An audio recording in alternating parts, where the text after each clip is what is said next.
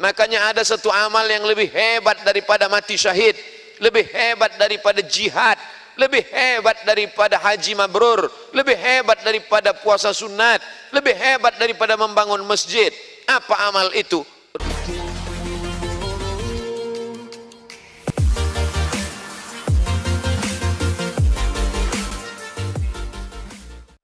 Mudah-mudahan pertemuan kita ini pertemuan yang diridhai Allah Subhanahu wa taala. A'udzu billahi minasyaitonir rajim. Ya ayyuhalladzina amanu. Hai orang-orang yang percaya bahwa sesudah mati ini dia akan hidup lagi.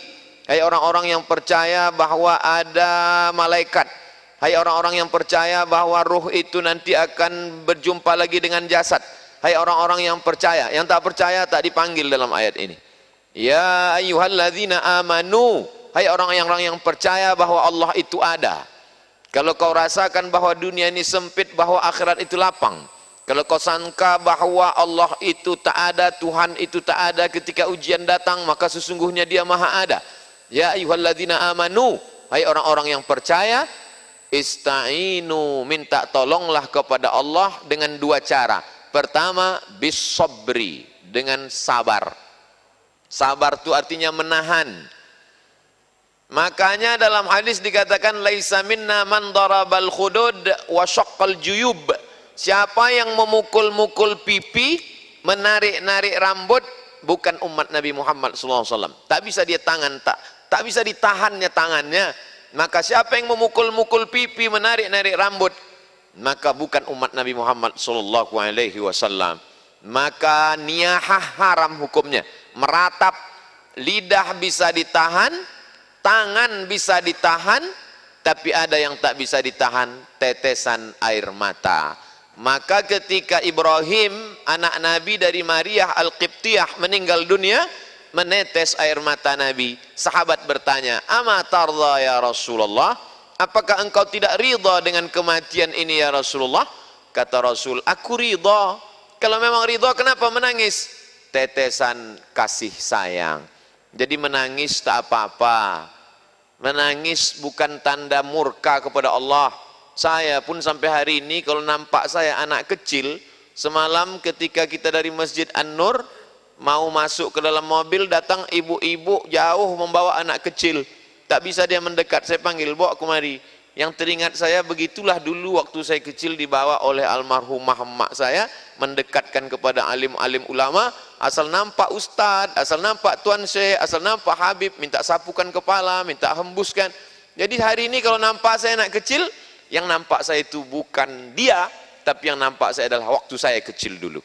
Air mata tak bisa ditahan, tapi tangan bisa ditahan, lidah sumpah serapah caci maki bisa ditahan. Pikiran yang mulai berkata kalaulah dulu, kalaulah dulu, kalaulah dulu, kalaulah dulu, maka kalau datang sekali lau, tutup langsung dengan ingat kepada Allah, karena kalau itu adalah salah satu pintu setan masuk. Kalau kita pun konsultasi sama psikiater, psikolog, mereka akan berkata jangan banyak berkalau-kalau, katakanlah qadarullah. Ini sudah takdir Allah Subhanahu wa taala. Innallaha katabal maqadir. Allah sudah menetapkan takdir 50.000 sanah, 50.000 tahun qabla an yakhluqas samawati wal ard. Sebelum Allah menciptakan langit dan bumi, Allah sudah memerintahkan qalam.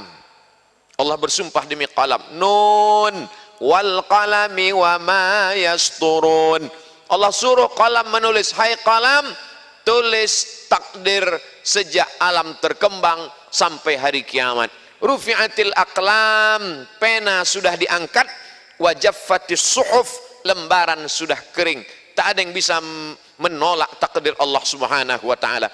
Allahumma inni la as'aluka raddal qada, walakin as'aluka lutfa fih. Aku tak minta supaya kau tolak takdirku itu ya Allah. Aku cuma ingin kau berikan kelembutan pada takdir itu. Makanya ada satu amal yang lebih hebat daripada mati syahid, lebih hebat daripada jihad, lebih hebat daripada haji mabrur, lebih hebat daripada puasa sunat, lebih hebat daripada membangun masjid. Apa amal itu? Ridha menerima takdir Allah Subhanahu wa taala.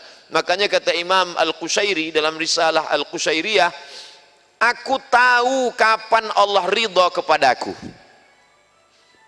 Nah, itu bukti ridha Allah.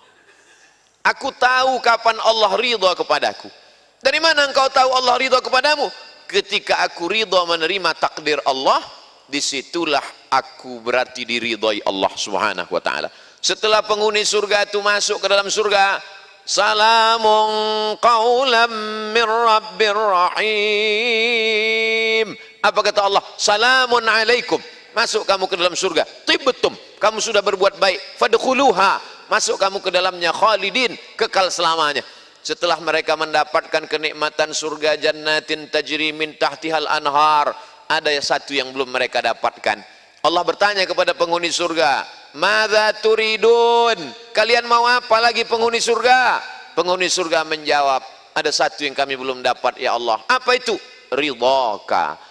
Orang yang mendapat surga belum tentu dapat ridha Allah, tapi orang yang dapat ridha Allah pasti dapat surga. Makanya di malam-malam Ramadan selalu kita minta, Allahumma inna nas'aluka ridhaka wal jannah wa na'udzubika min sakhatika wan nar.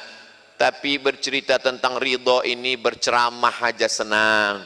Judul pengajian malam ini ridha, menerima takdir Allah, menggerakkan anak lidah yang senang. Tapi ketika sampai ke kita, beratnya minta ampun. Saya jujur sampai hari ini, meninggal almarhumah mak saya bulan Rajab Maret 2019, sampai hari ini. Dulu saya sangka dengan bergantinya hari, berubahnya musim, zaman bertukar, rasa sakit itu akan hilang. Setelah saya renung-renung, sakitnya itu hanya akan hilang kalau kematian itu datang kepada saya, barulah dia hilang. Jadi apalah yang bisa kita lakukan? Tak ada lain kecuali berserah kepada Allah Subhanahu wa taala. Wasta'inu ya ayyuhalladzina amanu ista'inu bis-sabri. Yang pertama sabar. Yang kedua wassalah, salat. Berbanyak salat. Salat sunat tarawih sudah, salat witir sudah,